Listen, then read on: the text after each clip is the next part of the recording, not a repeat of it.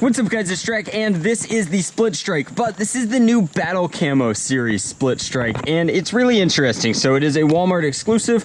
What was I doing at Walmart, the center of evil American capitalism? Well, I needed a miniature gas pump, actually, during the apocalypse, so that I could siphon gasoline out of one of my automobiles into the generator so I could run the workshop. You can see that the workshop's pretty busy right now. We've been doing a bunch of stuff, also like a really good opportunity for story time. A lot of people just assume that I am inherently very good at this, and I mean, I'm better than some people, but I've had a lot of practice and a lot of time to kind of perfect the art that is modding Nerf blasters or whatever, and I do consider it an art, but that's part of what makes it so subjective and so wonderful. And I want to show you this because I don't always show, like, or you guys don't always hear about, I suppose, the failed projects. And the truth is that I just want to kind of reiterate, especially for those who are getting into the hobby and they're new to it, that nobody is perfect and nobody is inherently wonderful at this, and that, in all honesty, it can be very difficult, and certain skills, especially things like hydrographics,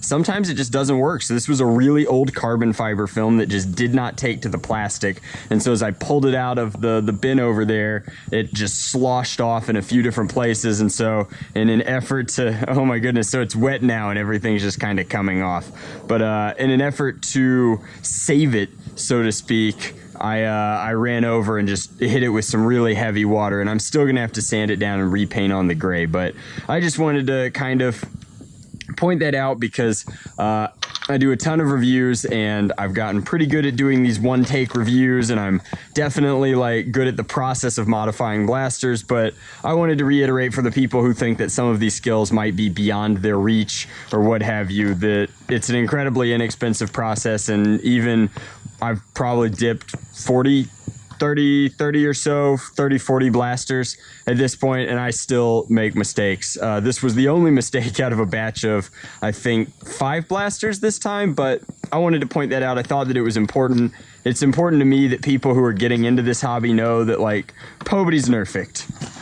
Not even LordDraconical. So let's take a look at this. This is the new Battle-Camo. This is an exclusive for Walmart, and I bought this because it really caught my eye. I thought that it looked really cool. I'm not gonna take these out of the package, but I do wanna point out that they are really cool Digicam Battle-Camo Elite darts, and that's why I'm leaving them in the package. I think that they might be collectible later on. So, claiming ranges of standard SplitStrike, this is an Elite blaster, and so it will be getting ranges of mostly 70 feet, although they're kind of lying here and saying that it'll go 70 to 83 feet, and that's, I doubt it, I suppose. So I've got a bunch of Do-Re-Mi darts here, but what I really wanted to do is, this is more of an aesthetic review than anything else. If you guys missed my original SplitStrike review, then you're missing out. This is a cool blaster.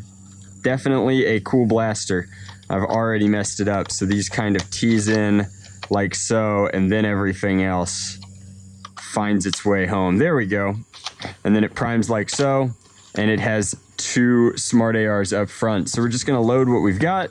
But what I really want to focus on here is the aesthetic, and I'm already in the process of making a Battle-Camo Strife, just because I think that the SplitStrike looks really good in it. I did see that there was another, they've like rehashed the camera blaster, and they're doing that in the same aesthetic, but the light blue on the white has a very Arctic camo feel to it. I wish that they'd done the top as well, but it's pretty cool. Again, you can stagger these triggers as well, so fire there or there, and then you can also fire at the same time. So getting the same performance that the original SplitStrike got. I think that this is a solid blaster. I was a big fan of it in the first place, but I wanted to just kind of ask you guys, what do you think the Battle-Camo paint job here would look good on? Like, what would you do with this? I mean, of course you can peel these like this and fire like so.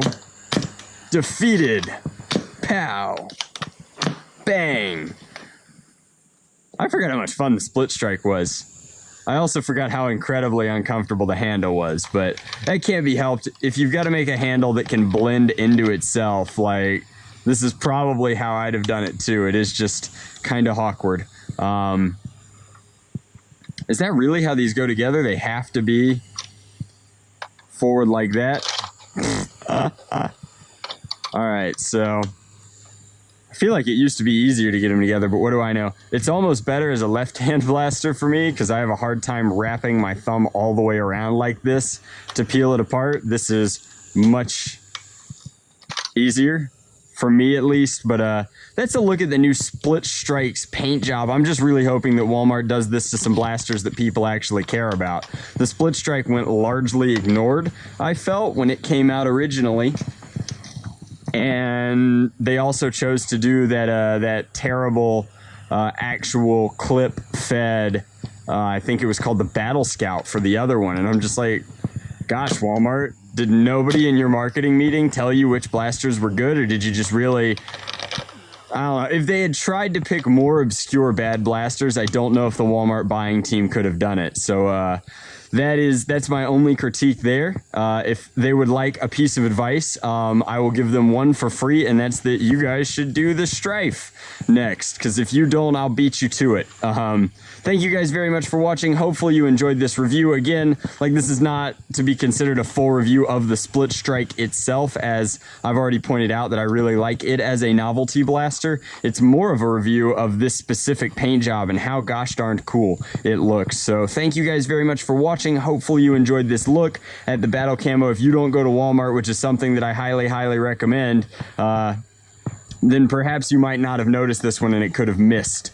So that's what it looks like. I think that it's a really cool aesthetic. It's not quite as cool as, like, I don't know, the Whiteout series, but it definitely has some parallels there. So thank you very much for watching. As always, much love. Nerf on. Drac out.